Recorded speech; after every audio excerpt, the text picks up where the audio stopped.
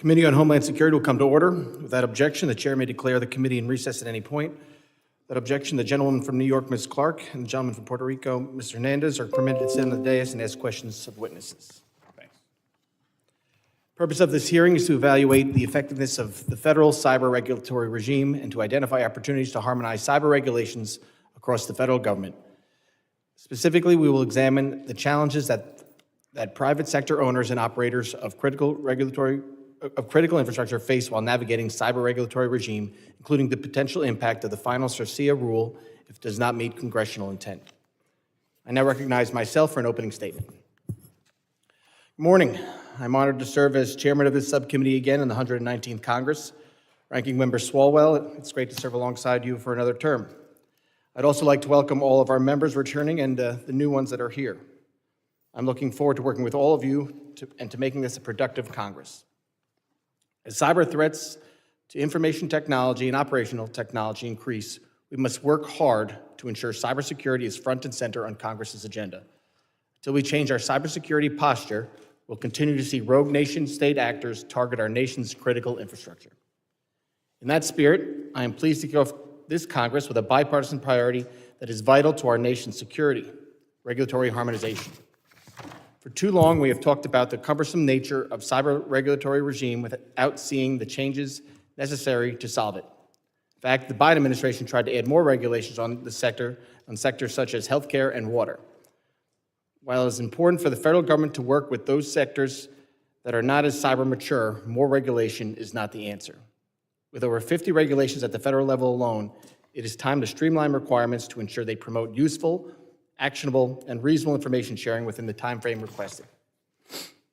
When organizations face their most vulnerable moment, they should only be thinking about one thing: securing their networks. Hours of duplicative compliance tasks and hundreds of thousands of dollars invested to navigate the landscape must come to an end. With the beginning of the new administration, we have an opportunity to reset the regulatory regime once and for all. In 2022, Congress passed landmark legislation to streamline cyber incident reporting, the Cyber Incident Reporting for Critical Infrastructure Act of 2022, or CERCIA. This directed CISA to develop regulations to set an acceptable standard for cyber incident reporting across all 16 critical infrastructure sectors. Unfortunately, as many of today's witnesses reinforced last year, the scope of the proposed CERCIA rule went far beyond congressional intent. Knowing that the deadline for the final rule is approaching, we will dig into the value of CERCIA and what the future of the rule should look like. This new administration presents an opportunity to get cyber incident reporting right. We should seize it.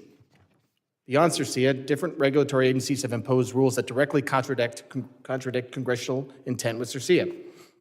Securities and Exchange Commission's rules on cybersecurity risk management, strategy, governance, and incident disclosure are a perfect example of how rulemaking should not be done. That is, without buy-in from their key stakeholders, industry, and Congress. As we strive for regulatory harmonization, collaboration across the public and private sector is vital. We cannot allow malicious cyber actors to get ahead of us because paperwork holds us back from effective cyber risk management, mitigation, and response. I look forward to hearing from our witnesses about the steps we can take to finally achieve regulatory harmonization. I now recognize the ranking member for an opening statement. Thank the chairman, and excited to begin this new Congress again with the chairman. It's not a great place to be in the minority, but if you have a chairman like Mr. Garbarino on your subcommittee, it's a great place to get things done. And that's our mission here, is to get things done for the good of our constituents and the security of the people and companies we represent. This first hearing is focused on a bipartisan priority: identifying opportunities to improve implementation of the Cyber Incident Reporting for Critical Infrastructure Act, CERCIA, and the need to harmonize cyber regulations. Before I begin, though, I did want to take a moment to recognize and express my condolences to the family, friends, and constituents of Congressman Sylvester Turner, who passed away last week. He was a member of this subcommittee, and his passion for cybersecurity, whether it was as the mayor of one of America's largest cities in Houston, that was clear also as a member of Congress serving on a committee that works on that. And it was clear during his first two full committee hearings last month, and we'll miss his contributions that he made and would have made to this subcommittee. Turning to the subject of today's hearing, I agree that compliance costs can outweigh the security benefit of regulations when compliance with duplicative regulations cuts into investment and security. We should not be imposing regulations for the sake of imposing regulations. Security should be designed to achieve outcomes that are proven to reduce risk and improve resilience and security. Toward that end, I am pleased to support CIRCIA because it addressed a concrete security gap and will improve the government's ability to detect and disrupt malicious cyber activity. It also put in place a framework that ensures covered entities would not need to report the same cyber incidents multiple times to multiple regulators. If a hacker gets into a bank or energy company, we want them to focus on eradicating the threat as quickly as possible, not huddling the lawyers and compliance experts. It should be fixing the problem and reestablishing their services. I'm troubled that the proposed rule does not incorporate the feedback that the private sector provided during the RFI process. Congress put CISA in charge of the cyber incident reporting rule because it has a record of working collaboratively with the private sector, and our intent was that CISA would engage the private sector to develop a workable rule.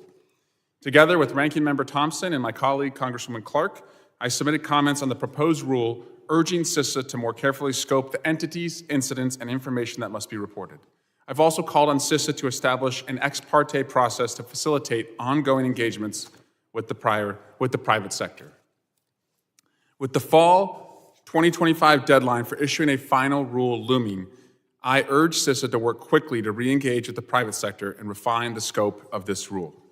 There are also 3 key pieces of cybersecurity legislation that I urge this committee to pass as quickly as possible. First, we must authorize the Joint Cyber Defense Collaborative, CISA's operational and collaboration hub.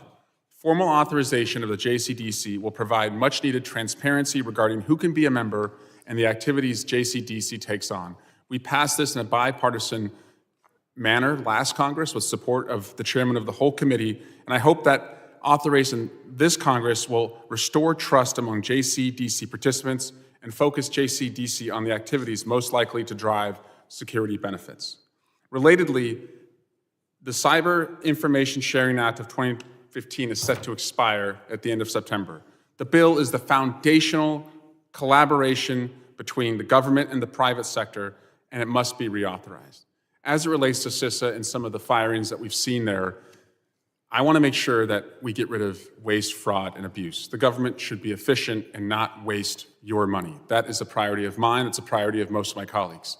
However, we must be especially careful when any cut goes to public safety, national security, or cybersecurity, because we know that we are more vulnerable than ever to a cyber attack, and we want to make sure that we have the best folks on guard working hand in hand with the private sector to make sure we're best protected. Finally, state and local cybersecurity grant programs will expire on September 30. The grant program has helped state and local governments across the country improve their ability to defend against and become resilient to sophisticated cyber attacks from our adversaries and other criminals. Again, I thank my colleagues for their commitment to moving the ball forward on cybersecurity, and I look forward to working with each of you and our witnesses to do that. Mr. Chairman, again, I'm looking forward to this Congress and what we can do together, and this is an appropriate way to kick off this subcommittee, and I yield back. Gentleman yields back. I now recognize the chairman of the full committee, Mr. Green, for an opening statement.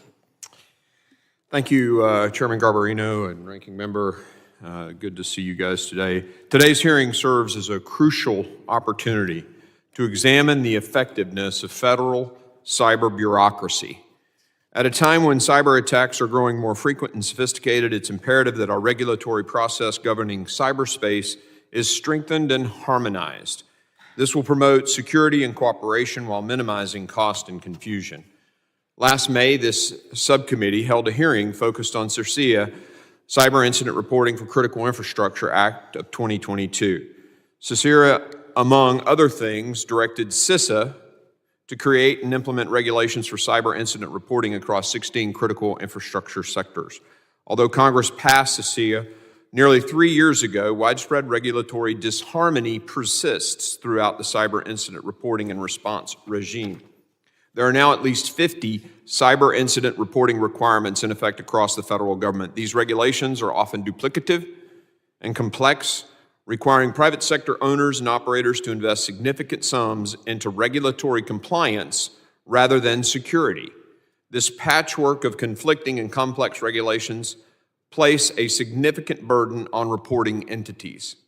Let's be clear, improving our nation's cyber regulatory regime will bolster our nation's security. Current cyber incident reporting regulations require too much of the private sector, drawing their attention away from actually securing their networks. Federal regulations like the SEC's Public Cyber Disclosure Rule clearly illustrate the urgent need for harmonization. This rule in particular is riddled with ambiguity and sets constrictive reporting timelines for organizations that experience cyber incidents. Ambiguous and conflicting standards like the SEC rule are allowing compliance to take a priority over security, leaving our critical infrastructure more vulnerable to subsequent attacks. Injecting consistency and efficiency into the cyber regulatory regime is necessary to protect our nation from digital threats to our critical infrastructure. The security of our homeland depends on effective cooperation between the private and public sectors, and it is our duty to help remove any unnecessary barriers to collaboration. Since CIRCIA is still in the rulemaking process until later this year, there's still time to ensure that regulatory effectiveness and harmonization are core features of our national cyber incident reporting requirements. The final rule must not place an undue burden on private sector entities that are critical to our national cyber defense. I want to thank our witnesses, Scott Aronson from Edison Electric, Heather Hogsett from Bank Policy Institute, Robert Mayer from U.S. Telecom, and Ari Schwartz from the Cybersecurity Coalition for being here today. Most of you have testified before during our hearings last May, and each provided invaluable insight to this subcommittee. Thank you for being here today. With President Trump in office, we have a unique opportunity to create a common-sense cyber regulatory structure that ensures compliance serves its purpose to share actionable information with the federal government and with each other. As nation-state threats rise, we must do all we can to ensure that our cyber professionals can focus their precious time and attention and resources on securing networks and critical infrastructure and not on checking a box. I look forward to working with you as we pursue this shared objective. I yield. Chairman yields back. Other members of the committee are reminded that opening statements may be submitted for the record. I'm pleased to have a distinguished panel of witnesses before us today. I ask that our witnesses please rise and raise their right hand. Do you solemnly swear that the testimony you will give before the Committee on Homeland Security of the United States House of Representatives will be the truth, the whole truth, nothing but the truth, so help you God? Let the record reflect that all the witnesses have answered in the affirmative. Thank you. Please be seated. I would now like to formally introduce our witnesses. Mr. Scott Aronson currently serves as Senior Vice President for Energy Security Industry Operations for the Edison Electric Institute. In this role, he focuses on industry security and resilience initiatives, establishing collaborative partnerships between government and electric companies and across critical infrastructure sectors that enhance security for the energy sector. In addition to his role at EEI, Scott also serves as the Secretary for Electricity Subsector Coordinating Council, ESCC. Ms. Heather Hogsett is the Senior Vice President and the Deputy Head of BITS, the Technology Policy Division of the Bank Policy Institute. In this position, she develops and leads initiatives on emerging technology, security resilience matters facing the nation's largest financial firms. Ms. Hogsett also co-chairs the Policy Committee of the Financial Services Sector Coordinating Council and is a board member of FTLD Registry Services. Mr. Robert Mayer is the Senior Vice President of Cybersecurity Innovation with the U.S. Telecom Association. He is responsible for leading cyber and national security policy and strategic initiatives. In addition to this role, he serves as chairman of the Communications Sector Coordinating Council, which represents the broadcast, cable, satellite, wireless, and wireline industries in connection with DHS and public-private partnership activities across the U.S. government. He also serves as co-chair of the Council to Secure Digital Economy. Ari Schwartz currently serves as the coordinator for the Cybersecurity Coalition. In this role, he leads a consortium of cybersecurity companies, coordinating the coalition's advocacy and education regarding cybersecurity policies. He also serves as the managing director of cybersecurity services for Venable, where he helps organizations develop and implement cybersecurity risk management strategies. He was previously a member of the White House National Security Council, where he served as Special Assistant to the President and Senior Director for Cybersecurity. Thank the witnesses for being here today. I now recognize Mr. Aronson for 5 minutes to summarize his opening statement. Thank you, Chairman Garbarino, and Ranking Member Swalwell, Chairman Green, and to all the members of the subcommittee. Appreciate the opportunity to testify today on cyber regulatory harmonization and specifically on implementation of the Cyber Incident Reporting for Critical Infrastructure Act of 2022, or more easily, CIRCIA. My name is Scott Aronson, and as noted, I'm Senior Vice President for Energy Security and Industry Operations at the Edison Electric Institute. As you know, EEI is the trade association representing 250 million companies that provide electricity to nearly 250 million Americans, operating in all 50 states and the District of Columbia. As I testified last May, EEI and its members wholly endorse the policy objectives underpinning CIRCIA. Incident reporting can help industry and our government partners identify threats, see patterns, set policies, and prioritize risks to better protect critical infrastructure. CIRCIA is an important law with an important goal of identifying and mitigating cyber risks across all sectors of the economy, and I appreciate this committee's leadership in shepherding this effort these last several years. When CIRCIA was enacted, Congress emphasized that the legislation sought to strike a balance between enabling CISA to receive information quickly and allowing the impacted entities to respond to an attack without imposing burdensome requirements that prioritize paperwork over cyber defense and response. Details matter when it comes to how CIRCIA or any new cybersecurity policy is implemented. Nearly a year after the subcommittee's hearing and my initial testimony on CIRCIA, we are in a period of transition with a new administration and a new Congress. Change brings opportunity, and I urge this subcommittee to leverage this opportunity to help ensure CISA is implementing CIRCIA effectively. Both my written testimony and comments today focus on two main considerations for Congress when evaluating how best to proceed. First, the need to finalize the CIRCIA rule as mandated by statute so that electric companies and all critical infrastructure operators can benefit from this reporting to mitigate attacks and the disruptions they can cause. And second, improving the existing proposal to better align with congressional intent. CISA must do more to meaningfully incorporate industry feedback into the final rule to ensure reporting is not duplicative and that government is resourced to ingest and protect this sensitive information. Following the hearing last May, EEI has continued to engage with CISA on CIRCIA. In July 2024, EEI submitted 3 sets of comments on the proposed rule. And in October 2024, EEI joined more than 20 organizations in requesting the establishment of an ex parte process to enhance stakeholder engagement and facilitate ongoing dialogue for implementation. As I once again testify before you alongside the financial services and telecommunications sectors, representing some of the most sophisticated critical infrastructure operators, our collective concern remains that even the most mature sectors will be overburdened by the proposed rule if it were to be finalized as is. The committee should work with CISA to reduce this burden and focus on a few areas for improvement. Oversight regarding the current status of CIRCIA, including staffing levels, resource needs, the projected timeline for final rule completion, and anticipated future engagement with industry stakeholders. Second, facilitate coordination amongst congressional committees of jurisdiction to align CISA, sector risk management agencies, and other regulators, and to review concerns with existing federal reporting requirements in infrastructure. EEI and its members are committed to working with both public and private partners across all sectors to comply with incident reporting requirements and cyber regulations more broadly in a way that prioritizes and enhances critical infrastructure security.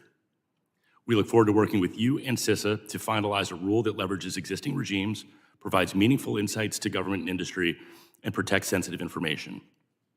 I'll also take a moment here to note, a little off script, that the news this morning about the Critical Infrastructure Partnership Advisory Committee Act being rethought under this new leadership at the Department of Homeland Security. It's not our place to decide how government organizes, but I want to highlight the value of industry-government partnership. And CPAC provides extraordinary protections for those partnerships and those partnership activities. Nearly 90% of critical infrastructure is owned by the private sector. It's critical because it's critical to national security, and it is critical to the life and safety of the communities that we serve. Industry and government have to be working hand in glove, and again, CPAC provides a really valuable mechanism to do that.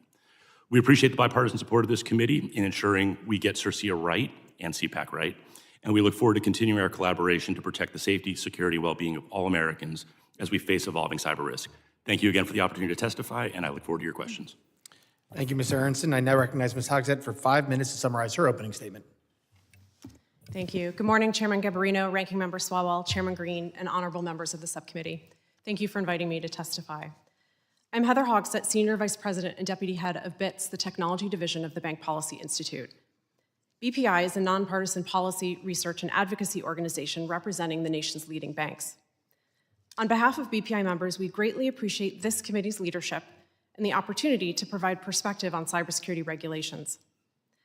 As today's national security threats increasingly target vital infrastructure and our economy, it is imperative that industry and government work together to have an awareness of cyber incidents and vulnerabilities, while ensuring cyber teams can focus on day-to-day tasks, responding to incidents when they occur, and implementing next-generation technologies.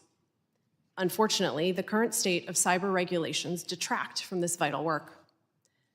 To support the nation's security and resilience, we offer a few recommendations.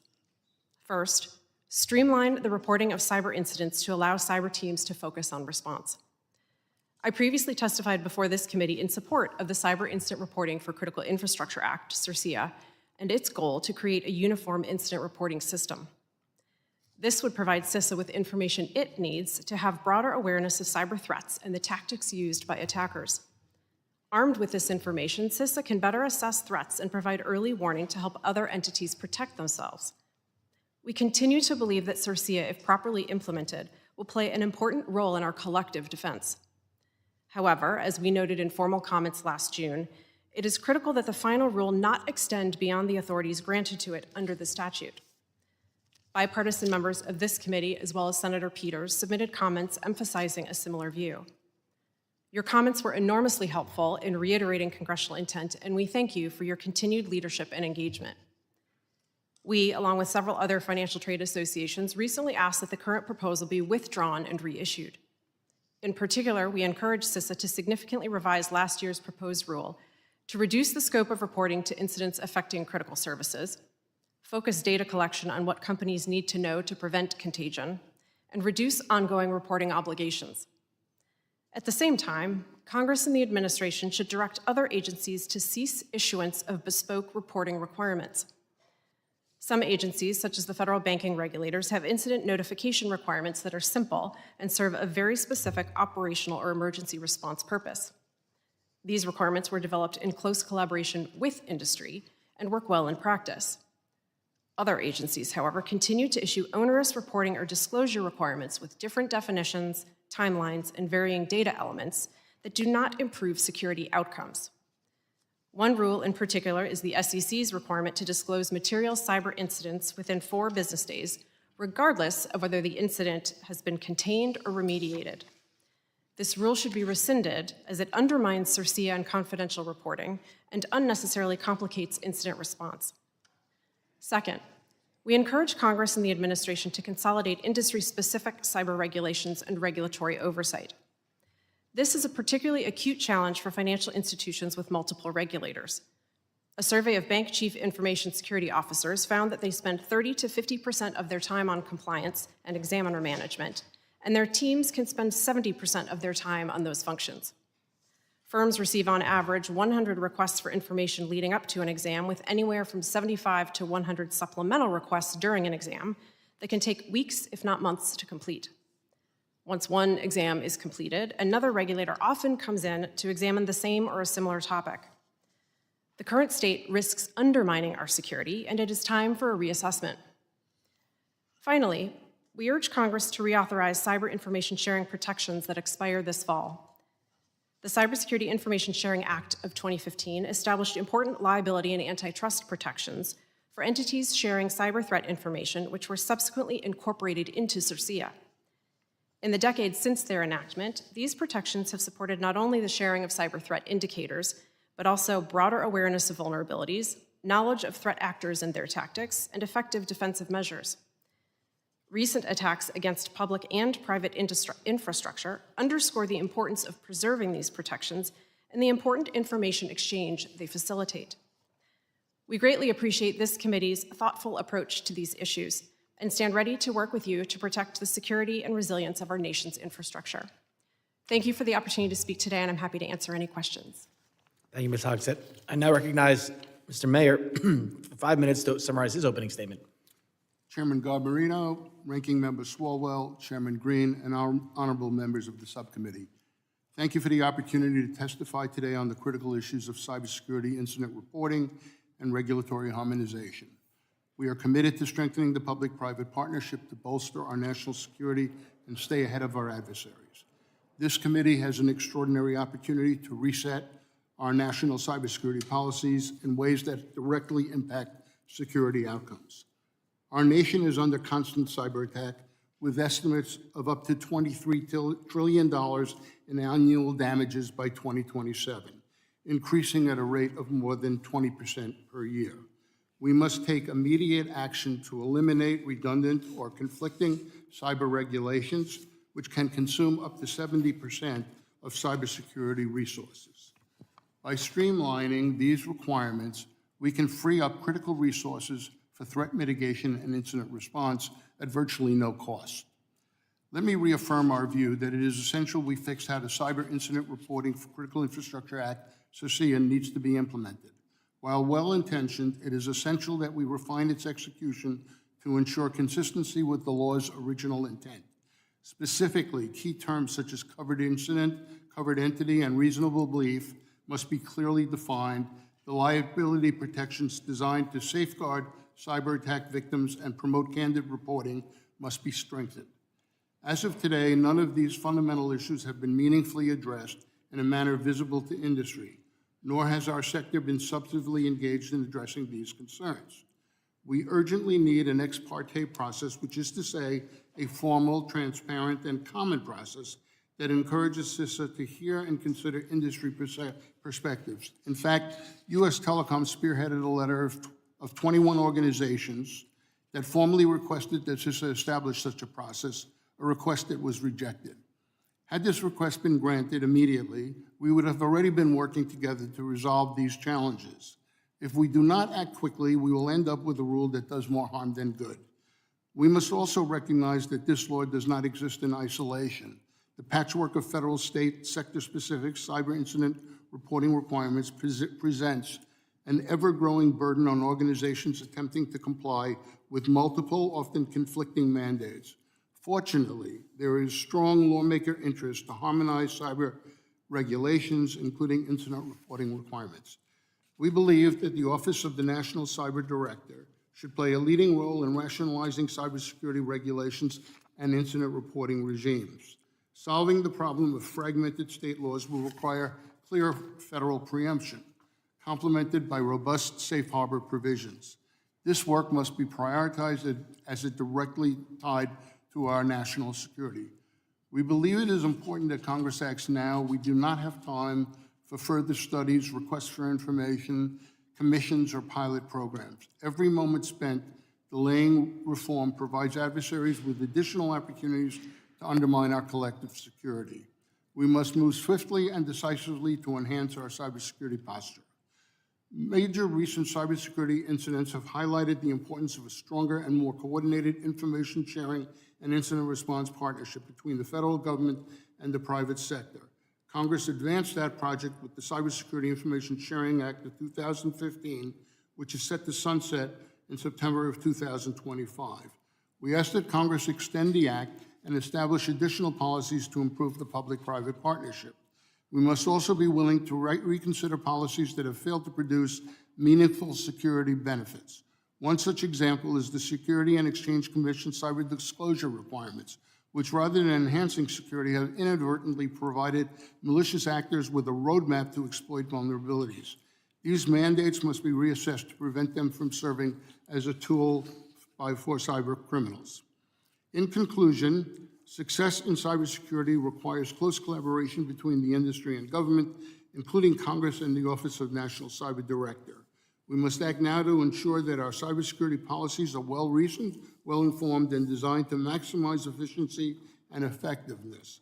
By fixing CIRCIA's implementation, harmonizing cyber regulations, and eliminating unnecessary burdens, we can strengthen our nation's cybersecurity defenses and uphold our commitment to protecting national security. Thank you for the opportunity to testify today, and I look forward to your questions. Thank you, Mr. Mayor. I now recognize Mr. Schwartz for 5 minutes to summarize his opening statement.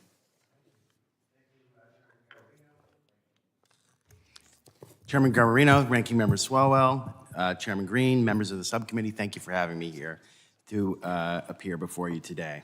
It's an honor to be here to discuss the widely shared goals of harmonizing cybersecurity regulations. My name is Ari Schwartz. I am coordinator of the Cybersecurity Coalition, the leading policy coalition representing companies that develop cybersecurity products and services. As cybersecurity threats continue to grow, calls for cybersecurity regulation around the world have increased as well. In the US, choices that Congress made 10 to 15 years ago led most cybersecurity regulations to be overseen by the current sectoral regulators. This has the convenience of maintaining the current relationship between the regulated company and the regulator. Organizations are overseen by agencies that know that sector. But each agency is not going to have full expertise in cybersecurity. New cross-sector and international regulations have continued to grow, making harmonization difficult, but it's not impossible. Agencies must work extra hard to ensure that regulations can align so we're not overburdening organizations and putting so much work on compliance that we are draining resources that otherwise could go to actually improving security. The example where this is most obvious today is around incident reporting. Incident reporting allows agencies to track what's happening in and across sectors and, in the best case scenario, alert potential victims before it's too late. However, as DHS pointed out in a report to Congress in 2023, 45 different incident reporting requirements have been created, led by 23 different agencies. Internationally, the reporting regimes have grown equally large. These reports are on different time frames, use different types of information, and use different taxonomies to describe the information. This has led to duplication, misalignment, and general confusion. In 2022, Congress passed CIRCIA, a law intended to have critical infrastructure standardize reporting and send it to CISA. CISA ran a process to receive comments on how this reporting should work and issued a notice of proposed rulemaking in 2024. It is the Cybersecurity Coalition's view that the proposed rule did not meet Congress's goal of adequately harmonizing incident reporting requirements. First of all, there was a lack of engagement. While CISA clearly tried to follow the letter of the law in getting comments on the rulemaking, it failed to adequately engage the sectors. The open sessions that were held were rote and did not address known concerns of the community. The CISA representatives simply repeated the same questions CISA had originally posed. Secondly, there's an overbroad scope in the proposed rule. Instead of harmonizing around existing rules or best practices identified by the sectors, CISA decided to create a new broad definition of covered entities. CISA also decided to create a new construct of what triggers reporting and what needs to be reported. Lastly, there's a failure to streamline the reporting. While CISA made some attempts to ensure that the report filed with CISA would be shared with others that might require it, the proposed rule did not go far enough to demonstrate that CISA was attempting to solve the problem of duplicative reporting, seemingly placing the onus on the reporting on the organizations. We believe that these issues can be addressed if CISA makes a commitment to meeting with the sectors. We suggest this be done through an ex-parte rulemaking process using the Critical Infrastructure Partnership known as CPAC. However, we have heard that Secretary Noem last week shut down the CPAC, which we think is a mistake for many reasons, with this process being a good example where the CPAC process can play a critical role in the public-private partnership. Finally, while we were talking about the importance of sharing information with the government, I would be remiss not to speak up in favor of reauthorization of the Cybersecurity Information Sharing Act of 2015. This law has provided the ability for companies to share cyber threat information among themselves and with government. It has streamlined the definition of what cyber threat information and has allowed multiple groups to form and to share that information, to quickly stop in order to respond to incidents. We hope that reauthorization of the law is a priority for this subcommittee. I thank you, and I look forward to your questions. Thank you, Mr. Schwartz. Members will be recognized by order of seniority for their 5 minutes of questioning. I want to remind everyone to please keep their questioning to 5 minutes. An additional round of questioning may be called after all members have been recognized. I now recognize the gentleman from Tennessee, the chairman of the committee, Mr. Green, for 5 minutes of questioning. Thank you. First, let me say the testimony today has been superb. My questions will be to reiterate points you've made. In fact, I just told my senior staffer for cybersecurity to get copies of everyone's testimony and provide it at the Cyber Subs meeting. The Cyber Subs Committee, I started this last year. Some of you may be aware of this, where we meet all the cyber subcommittees to try to get a whole of government approach here. We're going to send copies of your testimony to every cyber subcommittee member in this Congress. This was excellent. Thank you. Congress has a duty. Let me make this point. Congress has a duty that we have shirked over 40 years in both parties and passed off to the bureaucracy. The Constitution is really clear. A lot of these things that the administration is now closing, Chevron deference, and the Supreme Court have ruled it really belonged to Congress in the first place, and we never should have passed it off to the doggone administration and the bureaucracy, right? And so I get that there's some frustration that certain things are being closed, but I mean, constitutionally, we need to do that here. It's a part of our oversight obligation. It's a part of our particularly reporting and review boards and things like that. I was told yesterday, and I don't know if it's completely true, I got to fact check this, but the VA spends $1 billion on compliance. Does that seem reasonable? $1 billion on compliance? These conflicting rules and all this time, I think, Ms. Hogsett, you said 30% on actual just checking the box compliance and 70% on real cybersecurity. Was that the ratio you quoted? 30 to 50% of the Chief Information Security Officer's time is spent on that, and 70% of their teams. Ridiculous. Let me ask this question. What is the average time to close a vulnerability when one's been identified? And give me a number of days and I'm going to run the average vulnerability. Closing the door takes how long? Take a guess. You're going to hate this answer. It depends. Great. True. If it's a critical vulnerability, firms work to close that within days, if possible. It all depends on whether More you're than reliant. 4? It would depend on how much control you have over it. If it's something that resides within a third party, you have less control and ability to move quickly to close it. Yeah, I don't want to speculate, sir, on an average, but I will tell you that if you look at the recent attacks that are coming from nation states, it's taken weeks, months, and it's still a process that's underway. Yeah, well, I'm not sure we've patched the telecom breach yet. Yeah, so if we're talking about like browsers, they can close them in hours, but if we're talking about operational technology, it takes days. Days. Yeah. Yeah, and SEC pulls the number 4 days out of their backside and thinks that they're doing shareholders a positive. But when they announce that they've got a hole in the door or in the wall and it's not going to be closed, it invites attack from everybody. It's the stupidest thing I've ever heard of. Let me ask this question. We've got to go and figure out all this list of duplicity, list of conflicting. How best do we as Congress, does this subcommittee and the subcommittees across our Congress figure out all the list of duplicative requirements and contradictory requirements? How do we go get this information?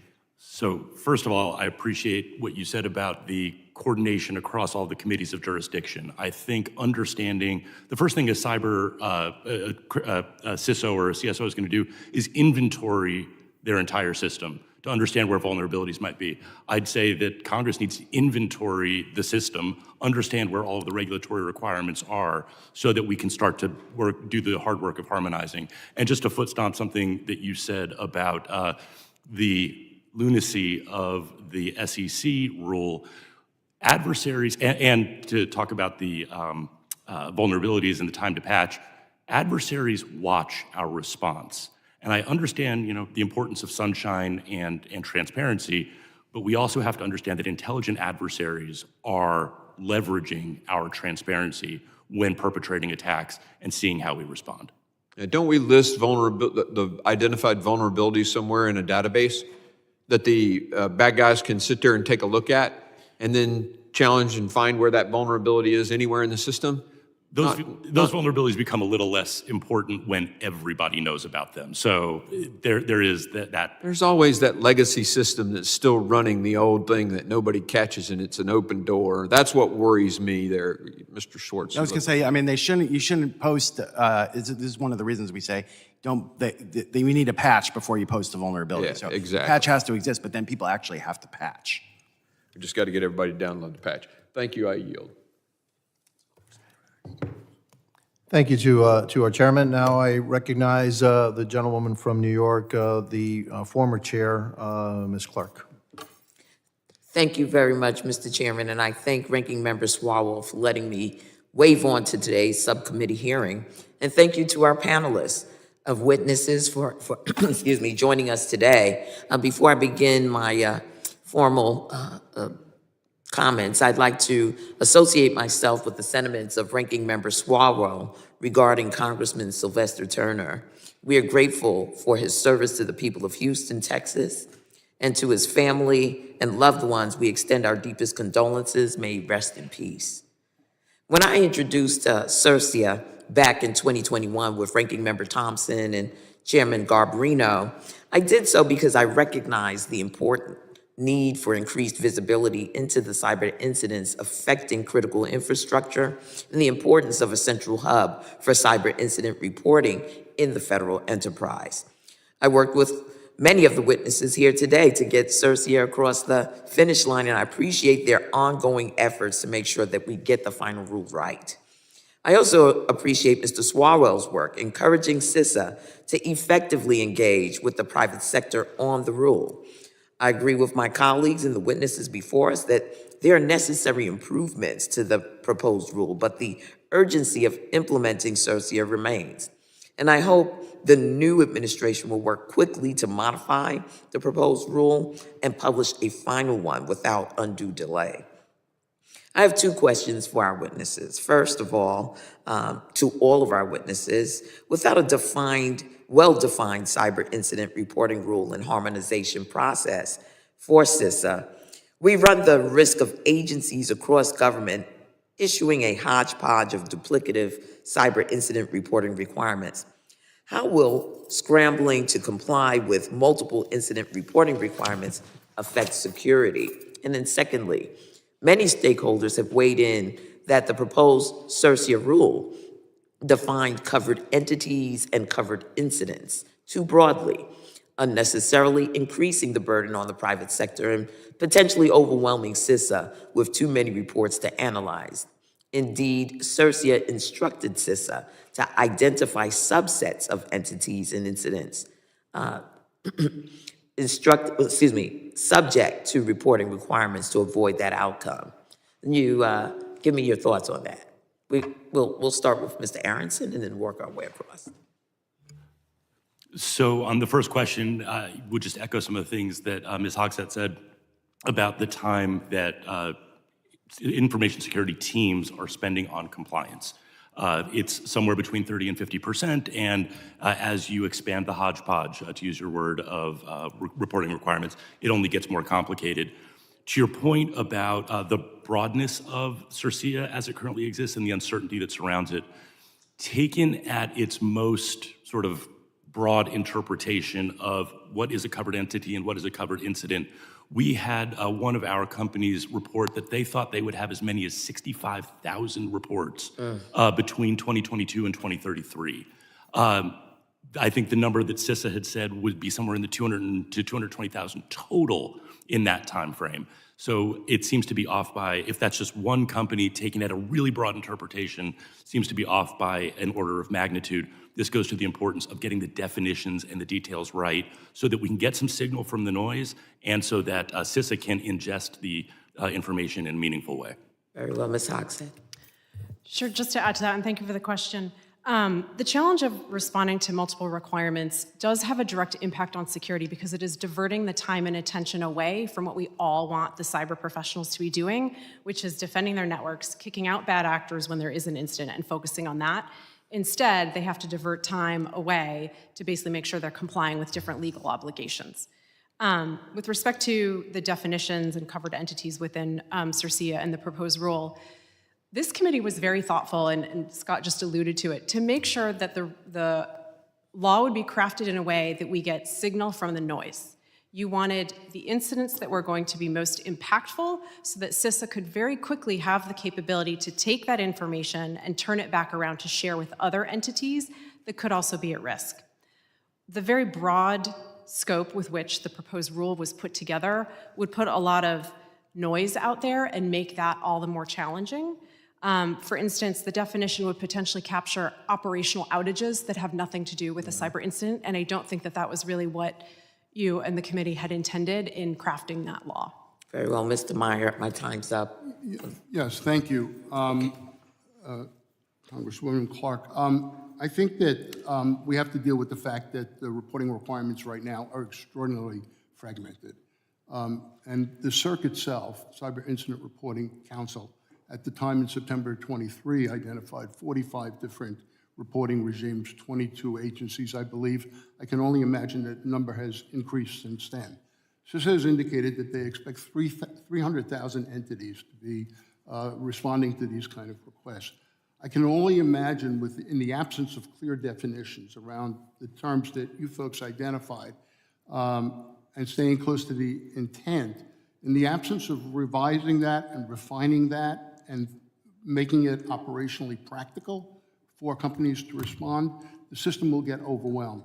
The system in government will get overwhelmed, and the system in the operating environment will also get overwhelmed. The critical point here is that during a major cyber incident, when we are essentially in a triage mode, we can't take people and divert them from their frontline responsibilities to detect the problem, remediate it, and respond and recover. So we believe that this particular rule needs to be reconstructed to align with your intentions. And if it doesn't, we're going to be doing more. As I indicated, it'll create more harm than good. Very well. I agree with everyone on the panel has said on the answer to the first question. On the second question, I'll just briefly say that on the idea of the definition of covered entities, CISA decided to kind of try to narrow the scope by the size of the company, by going to the size of the companies, which I think does help in terms of removing some of the small, medium-sized businesses that we might not want to report, but it doesn't get to the risk issue, right? So you're going to have a lot of large, very large companies that have a lot of incidents, echoing what we heard from others here, that are going to be reporting a lot that is not of the same value as if we did it based on some kind of risk feature. Very well. Thank you for your indulgence, Mr. Chairman. I yield back. Gentlelady yields back. I now recognize the gentleman from Louisiana, Mr. Higgins, for 5 minutes of questions. Thank you, Mr. Chairman. I appreciate this hearing today, and I concur with Chairman Green. It's been excellent testimony, and I appreciate it. I'm going to review it very carefully. Mr. Chairman, in the 118th Congress, the last Congress, I introduced a bill, H.R. 10123, the Streamlining Federal Cybersecurity Regulations Act, which essentially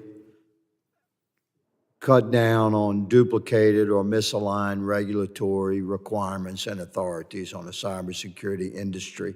I'll be reintroducing that bill shortly in the 119th Congress, and I look forward to my colleagues' support on both sides of the aisle with that bill. Because, Mr. Aronson, how many federal agencies, how many federal cyber regulations is a typical energy company required to report to in a given year? Just roughly. I mean, I'll just give you the agencies that we definitely have reporting requirements. That list would be too long to enumerate, but you're talking about just tell America, 2, 4, 10, a dozen? More than a dozen. More than a dozen. The gentleman said more than a dozen cyber regulators require a report from the energy industry. Ms. Hogg said, how many federal agencies does a bank need to file with to remain in good cybersecurity standing?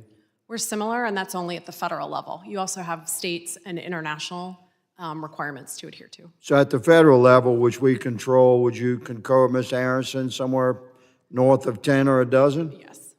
Thank you. Mr. Mayor, similar question.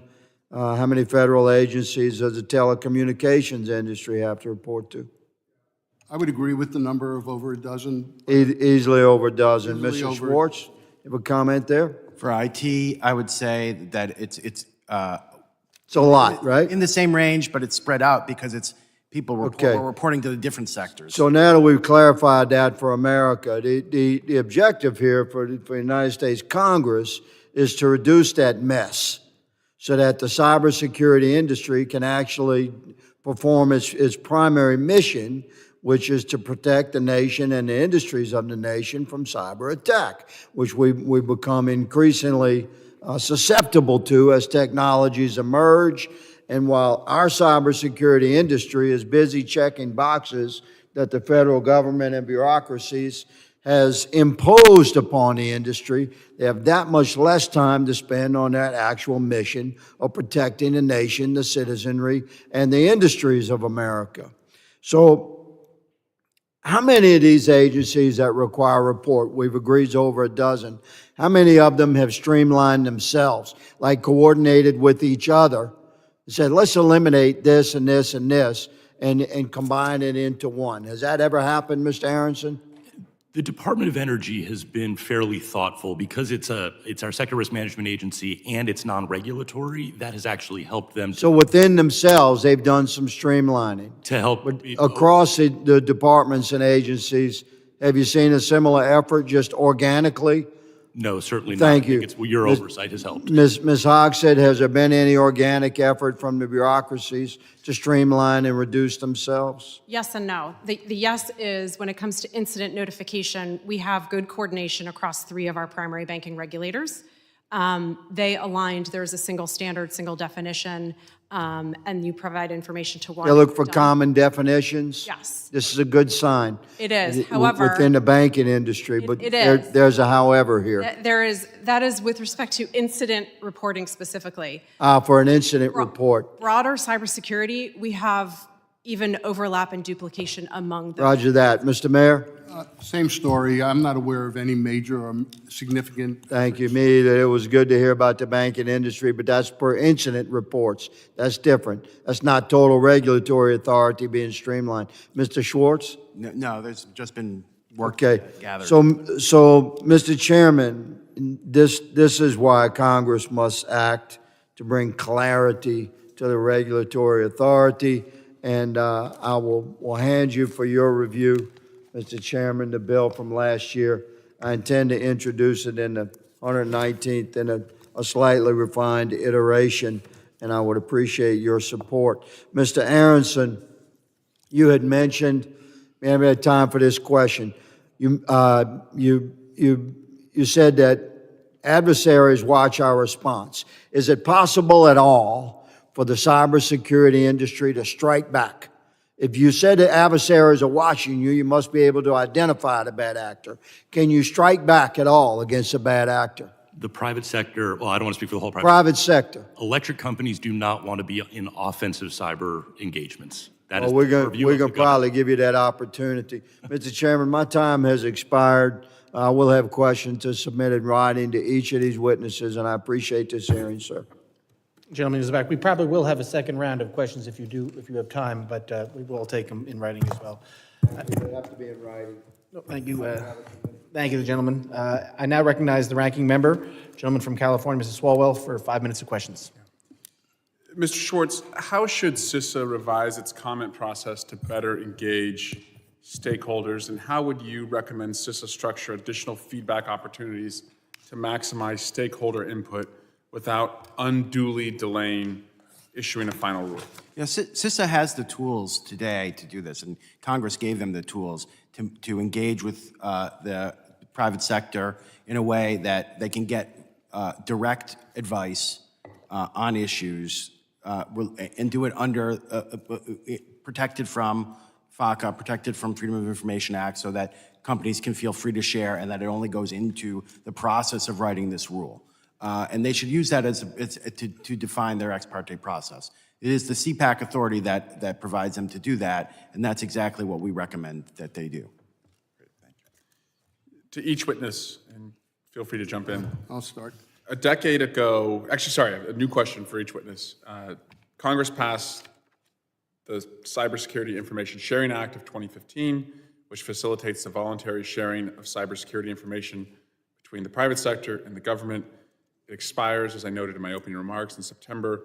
What are the consequences of CISA expiring? Ms. Hawks. I'll start. So the CISA 2015 protections really form the foundation for how we collaborate, not just with government, but also across industry to ensure that we are sharing necessary information to protect everybody. So it's a key foundation for our collective defense.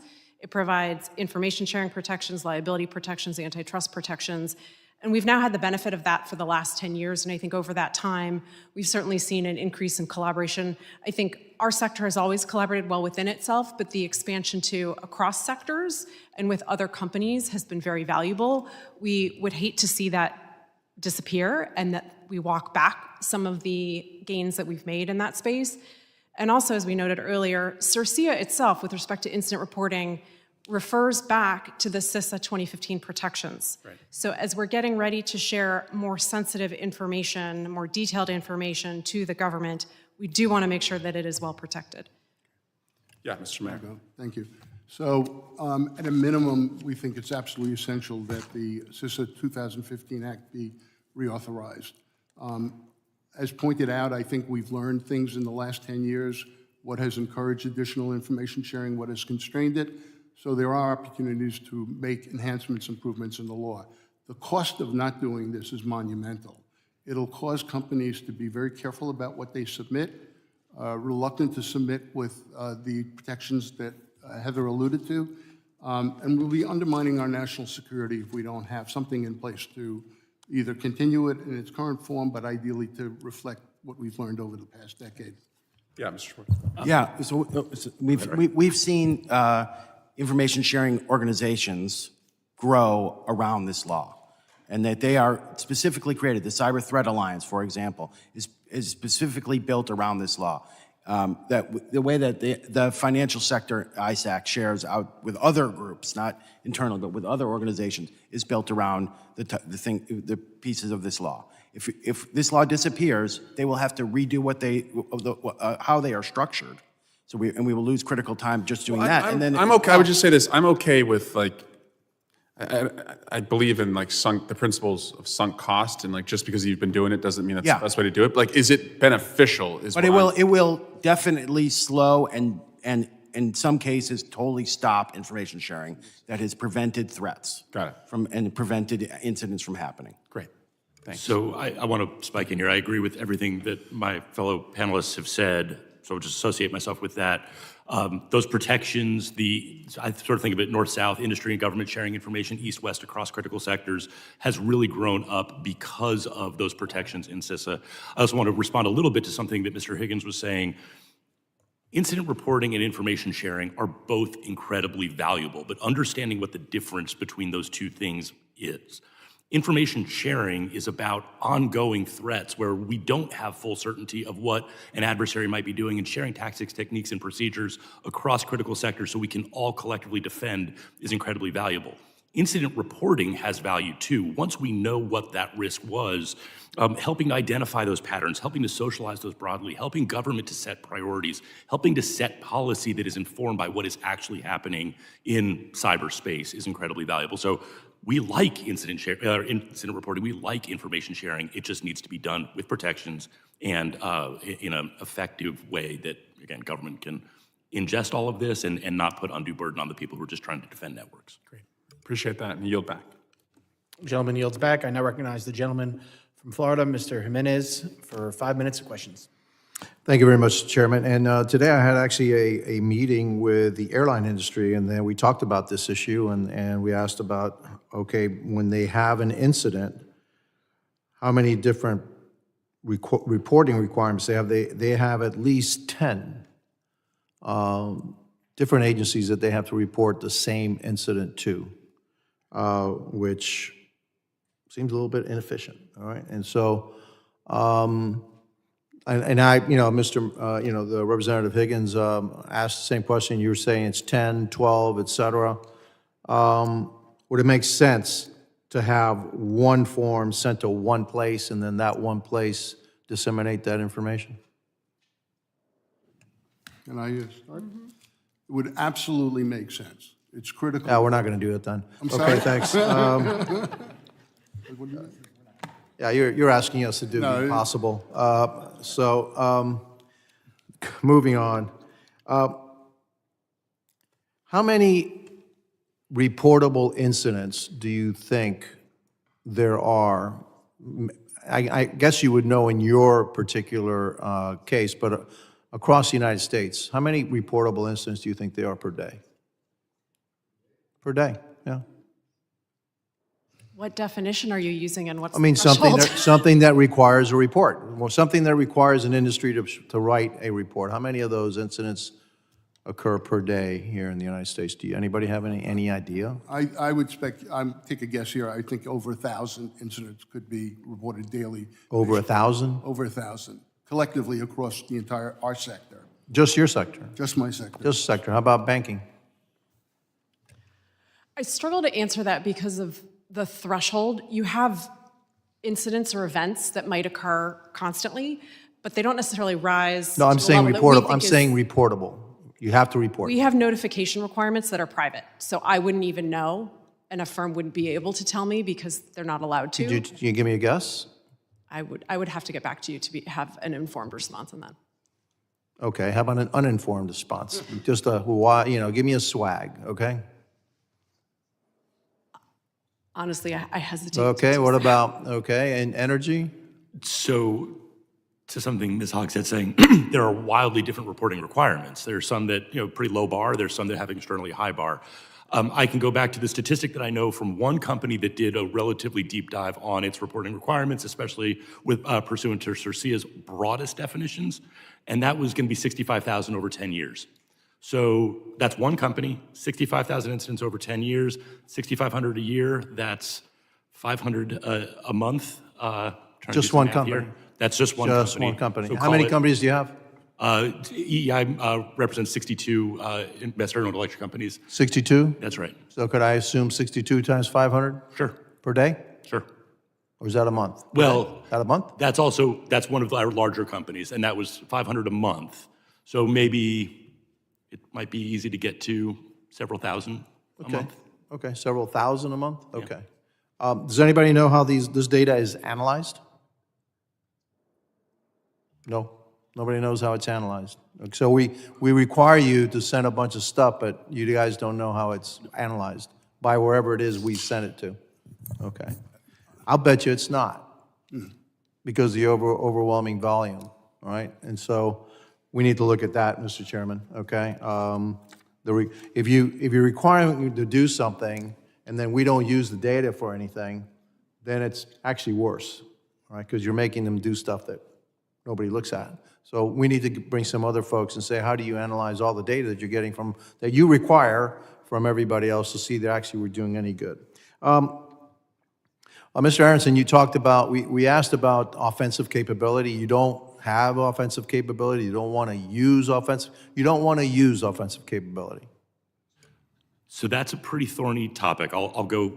No, I just want to ask, would you like to use offensive No, capability? the private sector would not like to, the electric companies would not like to get into. You just want to get punched cyber- over and over again? Just get punched once and Well, punched this is again where and punched again government and comes punched in. again? So there are two ways you deter, right? Deterring, the attack does not have the intended consequence. That's on the private sector to protect its systems in a way that we can withstand a lot of punches. The other way you deter is an attack has a consequence, and we would believe that that is fully the purview of our intelligence and national security apparatus. But we don't have the resources to do that all the time. But so we would, what if we charge or allow the private sector with all their resources, et cetera, to allow to counterpunch? You wouldn't want that? So depends how you define counterpunch. I don't want to speak for the banks, but this notion of inking the money bag, that could be construed as My time is up, and hopefully we'll have another round, because I really want to get into that one, okay? Thank you, and I yield back. Gentleman yields back. We will have another round. I now recognize myself for 5 minutes of questions. Thank you all for being here today. Back again, I guess. In my submitted comment to former CISA Director Easterly on the CIRCIA notice of proposed rulemaking, I highlighted that Congress did not intend for CISA to subject numerous entities to its reporting requirements. Rather, Congress intended for CIRCIA to facilitate rapid information sharing, and that's not being achieved. So we're all here talking about it and what should happen with the future CIRCIA. Ms. Hogg said you said BPI you sent a letter saying withdraw and reissue the rule. Ms. Aronson, Mr. Mayor, you both said ex parte could be a way to do it. Schwartz, I'm sorry, I had to leave in the middle of your testimony, so I don't know what position you took. What was I'm a ex parte, yeah. ex parte? So do you believe, Ms. Hogg said, do you believe an ex parte could work? I understand. We have a timing issue, which is the problem under the law. There's a timing issue, and I'm not sure we could meet the timing that the law requires if we fully withdraw and reissue. Can an ex parte fix the issues that you're? We would very much support an ex parte process. We asked for further engagement and never got it, frankly, through the process thus far. We believe that that rule as proposed should not be implemented, and we would rather take additional time, and we are prepared to work with CISA and would like an iterative dialogue to make sure that we get this right. It's too important, and we stand ready. We want to see this be successful. So I think the stakeholder engagement, given the complexities of the issue here, we do need that. That rule as proposed, please do not implement that. Mr. Chairman, I think that this committee can be very helpful in urging CISA to grant our request for ex parte starting tomorrow. If we can work with the agency and provide our expertise and information about how we operationalize incident reporting, that can be integrated into their rules in the fall. But if we don't have that possibility to engage with them, which they clearly rejected, time and time again we've made the request, I think this is going to go down a path that's going to be very problematic for CISA and extraordinarily burdensome and costly for our sector. As you said in your testimony, this will be more harm than good here. Yes. Listen, I agree with all of you that this rule should not be implemented as currently presented. And if it was, I would lead the effort to CRA it. But it's good to hear that you all believe, I think an ex parte could work, because I want this to work. I know the ranking member and the former chair Clark all want this rule to work. This is a big focus of mine, a big focus of now Chairman Green's. I'm happy he was here today. Harmonization, making sure incident and information sharing happens in the correct way. So I want this rule to work, and I will be, following this hearing, I'll work with committee staff on both sides to make sure that we reach out to CISA. I know they just nominated a new potential director this morning. I'm excited to see. No, not you. But Mr. Planky, I think could do a very good job. I've met with him. Director Easterly had very nice things to say about him. So I think they may be willing to relook at this and move into an ex parte. One of you mentioned something, and I want to go with this because we talk about harmonization and how agencies don't listen to you all. And one of you brought up the SEC rule, maybe all of you brought up the SEC rule, which I've been fighting, and we passed the CRA out of committee, but because the Senate moves so slow, our time clock ran out over there. And I know the ranking member was also against the rule. One of you brought up the national security concerns. ONCD, I think, has national security concerns with that rule in your testimony. Can you speak to those, please? I think It might have been all of you that talked about it. It may have been me who brought that up. So it's a perfect example of rules that don't add to security and, in fact, create vulnerabilities, as I mentioned. The bad guys, the cyber criminals, enterprises can manipulate the process of disclosure in ways that certainly were not intended and would not be helpful. So from a national security perspective, that particular rule, I'm not sure does anything to enhance our national security. I would actually say it probably harms our national security.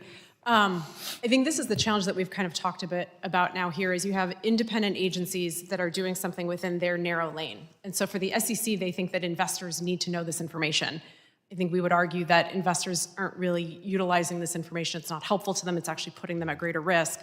But because an agency continues to look without somebody at the top sitting across and exercising oversight to say, does this really make sense? Is it in the best interests of the nation? We wind up with a lot of these duplicative, overlapping, deeply harmful rules. So to the extent that Congress and this committee is ready to engage and help lead this effort, we do need an overall view to look at what is helpful versus what is harmful, and the SEC rule is classic of what is harmful at this point. Yeah, and I appreciate that. And when I had Chairman Gensler in front of Financial Services, I asked him which was more important, investor knowledge or national, if investor information was more important than national security. He said no. So I think now it's time for the new SEC to look at this rule and correct it, because I've been told by people at CISA and industry that they've had to stop sharing information before, timely information, in order to comply with the SEC rule, and that is not good for anybody. I believe everybody who's been here for the first round is done, so we're going to start a second round of questions, and I recognize the ranking member from California, Mr. Swalwell, for his second round. Great. I appreciate that, Chairman. Last week, the Secretary of Homeland Security disbanded more advisory committees at the department, including CPAC, the Critical Infrastructure Partnership Advisory Committee.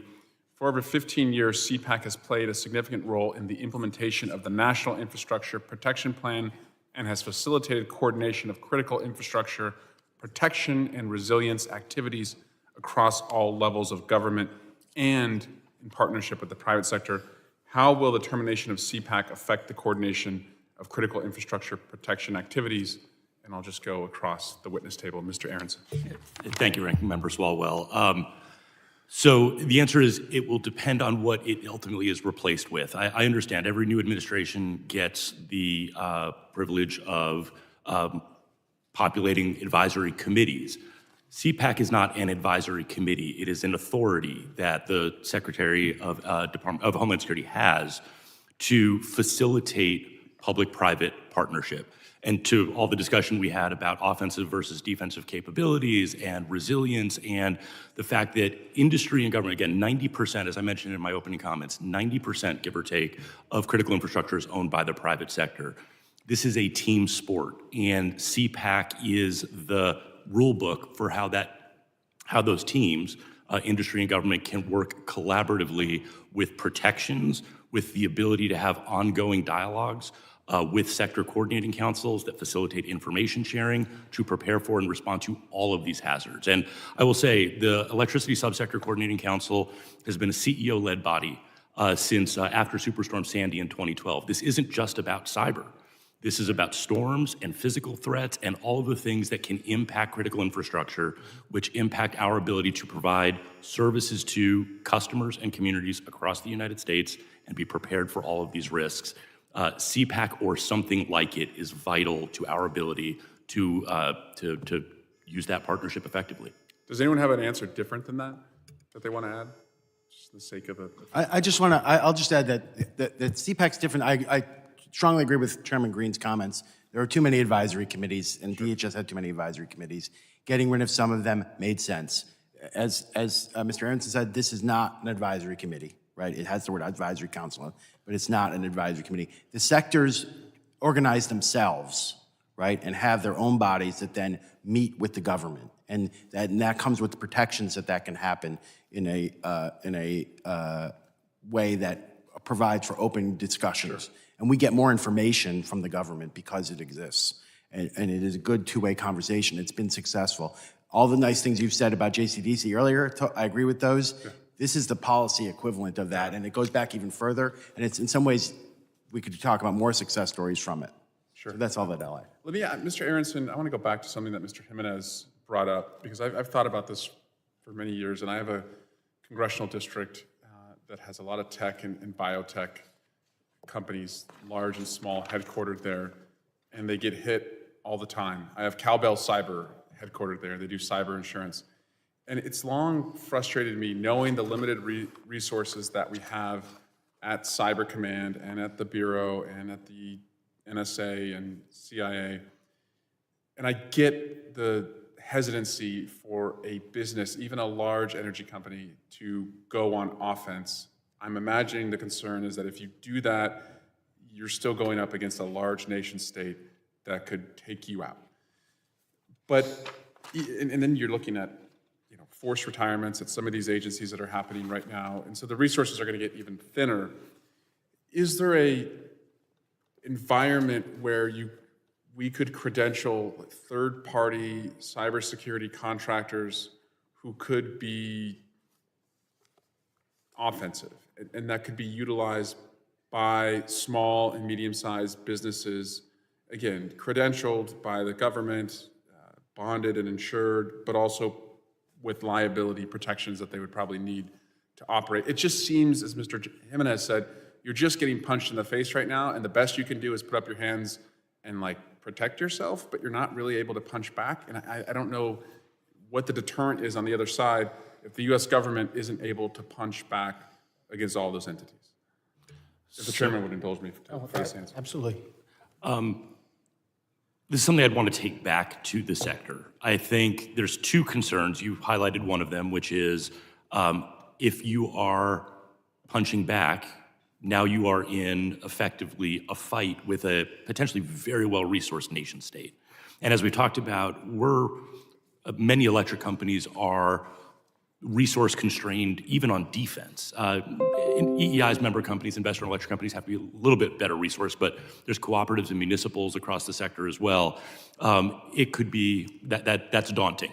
So that's one set of concerns. The other is not quite in response to what you said, but an escalating cyber war perpetrated by the private sector might have some unintended consequences. And so it goes back to this being a team sport and the value of CPAC and the value of CISA 2015 and the value of industry-government partnership. Industry can be both defensive and resilient so that the attack may happen, but will still be operational. We would really rely, much like we would in any land war, on our government for it to be responsible for national security. And I understand that concern. I guess the way I look at it, though, is it's not as if the resources that we have in the federal government are decreasing cyber attacks. It's actually going in the opposite direction. More and more people are getting hit. And I'll yield back, and I imagine Mr. Jimenez may go back to this. Gentleman's back. I now recognize Mr. Jimenez from Florida for a second round. Thank you, and thank you for the tag team. Here we go. Okay. Look, the only way that you're going to stop this is if the offensive party fears more the retaliation than what we do is just put up our hands and, gee, I hope you don't hurt me too bad. If you do that, just like nations go to war when they find somebody weaker, they're going to go to war and take it over. And they find you just sitting there, okay, please don't hit me. They're going to hit you because there's no repercussion for it. There's no consequences for their action.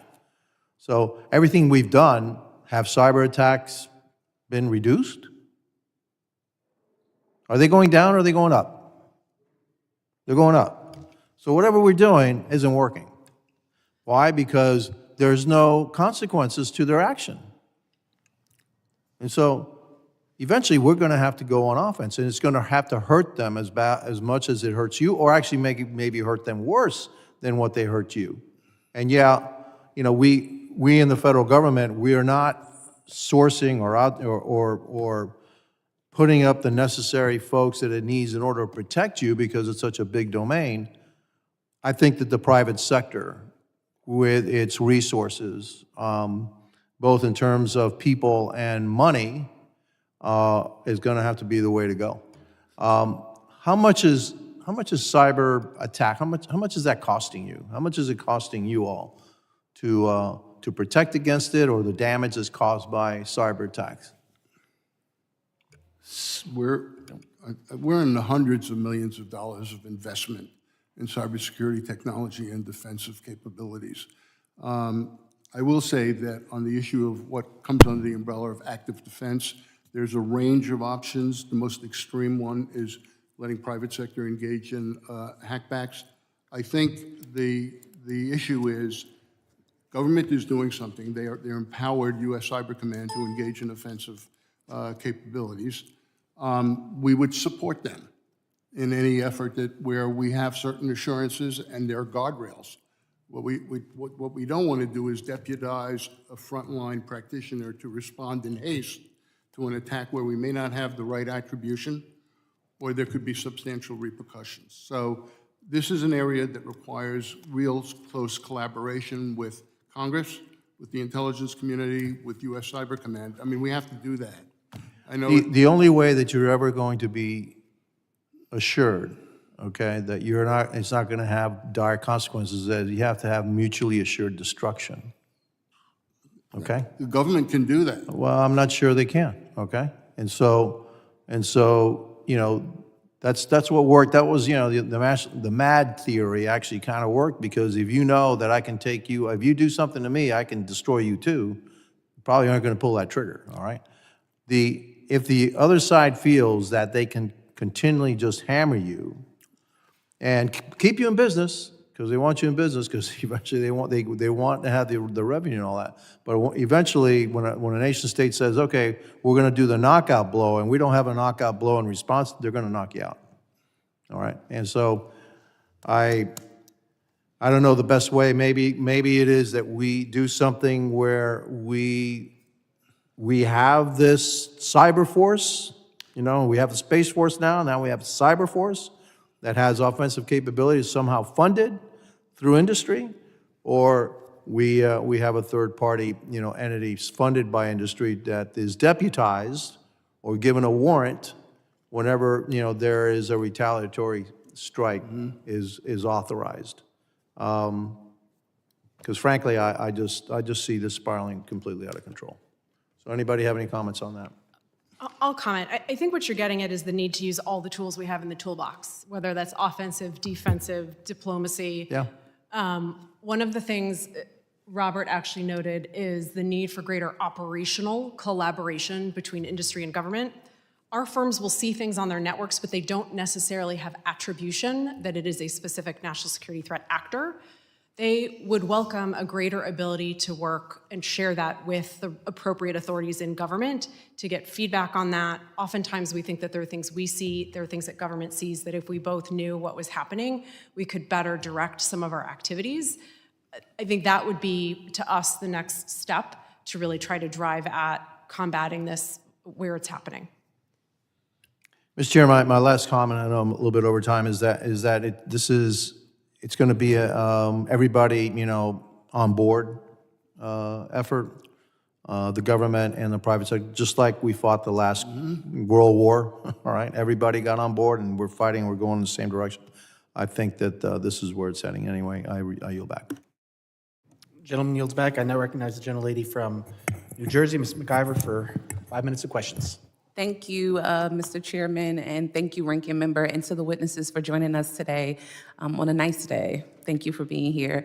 A strong and timely cyber incident reporting framework is critical to our national security, which I'm sure you've heard multiple times, and it's been mentioned multiple times in today's committee hearing. CISA must move quickly to establish a process that engages the private sector, aligns with existing regulations, and meets congressional intent, all without delay. But we cannot achieve this without a robust federal workforce. With staff and resources being cut each and every minute, it's crucial we support the personnel needed to get this done. In order to properly implement CIRCIA, make sure because the CIRCIA and CISA kind of gets me tied up, we'll need to have the staff and resources to process and analyze incident reports. I am concerned that any cuts to CISA's funding or staffing could leave it without the capacity to properly implement this crucial new program. To each witness, how important is it that CISA be adequately staffed and resourced to implement CIRCIA? What kind of funding and staffing is most important to properly implement? I can go first, sure. I would say it's taken a long time to get up to this point where we have adequate staffing at CISA, and we're concerned about cuts to CISA and what the impact will be, especially as they get more information like this, and as there is an effort to tie all the information together that they're getting from inside the government, from contractors, and this information together being able to analyze that's going to be a big toll, and it's going to take it's going to use a lot of AI, but it's also going to use a lot of human resources as well. Thank you. I would say it's beyond my purview in terms of telling the federal government how to organize themselves right now. But we will continue to engage them. And I think, for example, the partnership, if the rules are written in a way that is consistent with the intent of Congress, we could significantly reduce the amount of noise that would be generated in this information sharing process. And I think there would be opportunities for efficiency associated with getting back to that original intent. The other thing, I'm just going to use this as an opportunity to share with you, that we talk about incident reporting, but it's connected to incident response, and it's connected to how we engage on this in this process. One of the things I think we need and help with from you and potentially with ONCD is to have a single point of contact during a major crisis. Because right now, the experience has been we're getting inundated with multiple agency requests during the crisis. We're even getting multiple requests within a department. And then we're getting multiple requests to different parts of our operators, our network service providers. And that has to stop. We have to really rationalize that and ask ourselves some serious questions here about how to organize this effort, how to engage in the appropriate information sharing. And the last thing I'll say is when it comes to CECIA, there was an assumption that there would be reciprocity. And we still have that assumption. So the benefit of submitting information is for the government in real time or as quickly as possible to come back to us with mitigation guidance, new information on how to protect our networks. There's a lot of work to do here. And I'm hearing that there's a lot of alignment in this subcommittee around how to reduce the inefficiencies associated with all of this. So we look forward to working with you, and hopefully we'll be working with CISA shortly on how to remedy some of the infirmities in the CECIA rulemaking. Thank you so much for that, Mr. Mayor. I would assume that getting one point of contact would not be that difficult. Thank you. We certainly want CISA and CERCIA to be successful, and we are committed to that. For CERCIA to work, CISA will need certain capabilities, and that's not only technological, but also there is a human element to that. So we look forward to engaging with the new leadership once they are appointed and confirmed. Thank you for that. The only thing I'd add, so people, processes, technology are going to be critical to the success of CERCIA being implemented effectively. And let's not forget about the security of this really critical information. As incident reports are shared, that can be a roadmap to a potential threat actor. And so we need to make sure that we're not just collecting this information, but protecting it as well. Thank you so much to each of you for those responses. With that, I yield back, Mr. Chairman. Gentlelady yields back. I now recognize myself for a second round of questions. Chairman Jimenez brought up before, the attacks are going up, and you agreed, but are successful attacks going up, or is the work that you all are doing on the sector coordinating councils and preparation and work with CISA, I know attacks are going up, but are we seeing positive results from all the information sharing and the work that you're doing amongst each other? There are a lot of reports out there, and they say different things. So some reports I've seen tend to suggest that we are more successful, and that the bad guys, so there's just a lot more attacks, so therefore the number of incidents goes up with it. Some have shown that in certain areas there are more successful attacks than there used to be, and so then we have to move more resources over to those. What you propose and what you're discussing is there's a counterfactual element here, in that we don't know what would happen in the absence of doing some of these activities. But I would say there's a lot of redundancy. There are a lot of reports that are produced within the government that, in our view, don't lend themselves to security improvements. So we have to get better at thinking about how we use government resources, how we use industry resources, focusing on what is the expected outcome that we're looking for. And that will fix, I think, a lot of the noise in the system. Yeah, I think there are mixed signals. I think it's hard not to overlook the fact that we are increasingly being attacked by nation states. You have a private industry that has very strong, very powerful nation state actors infiltrating their systems. Even the best, most sophisticated private firm is going to struggle to deal with that. So I will say, I think our capabilities have certainly improved. Our information sharing has improved. We can respond faster when things occur. We, within the banking sector, continue to see certain challenges and weak spots with third parties or vendors that we rely on, things that cut across multiple sectors and can be embedded in your infrastructure. Those areas can still be very challenging to deal with.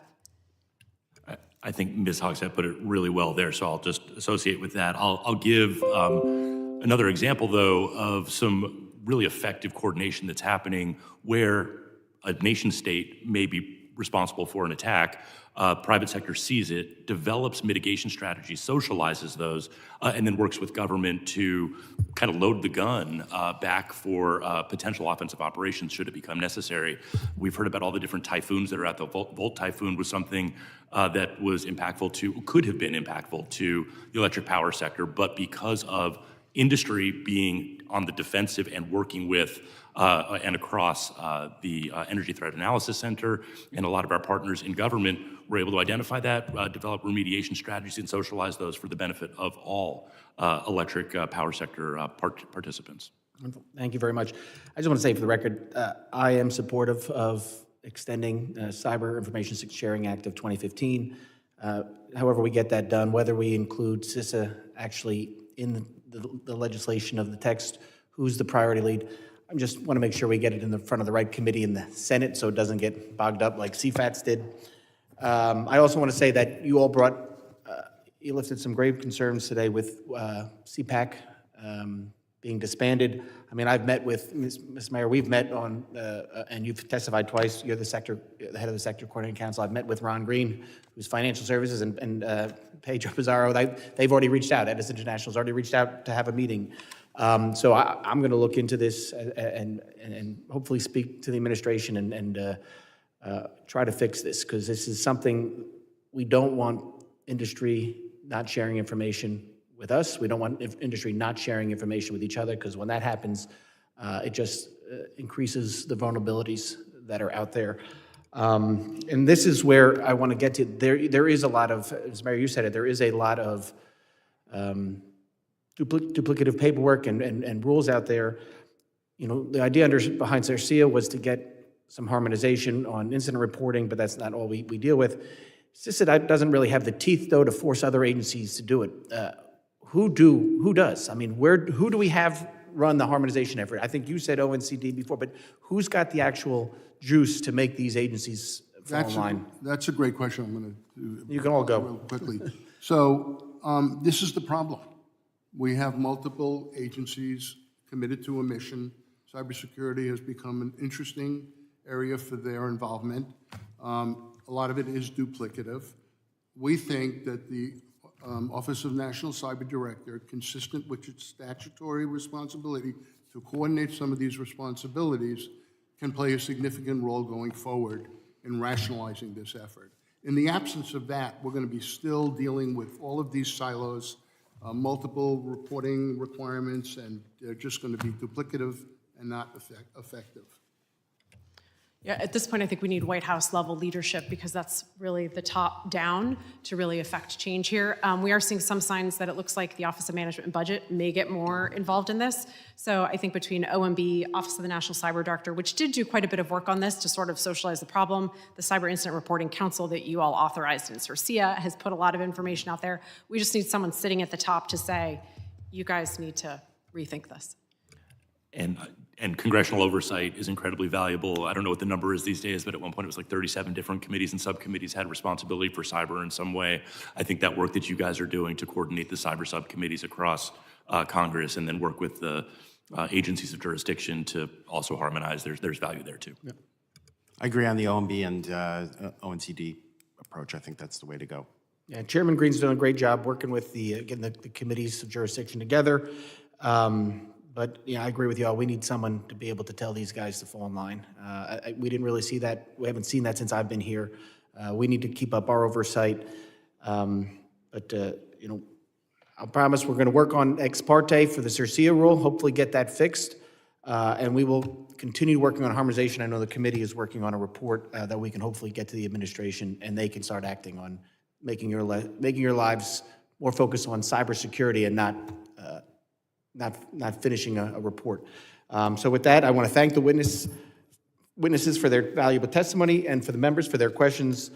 The members of the committee may have some additional questions for the witnesses, and we would ask the witnesses to respond to these in writing.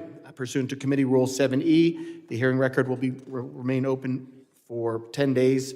Without objection, the committee stands adjourned.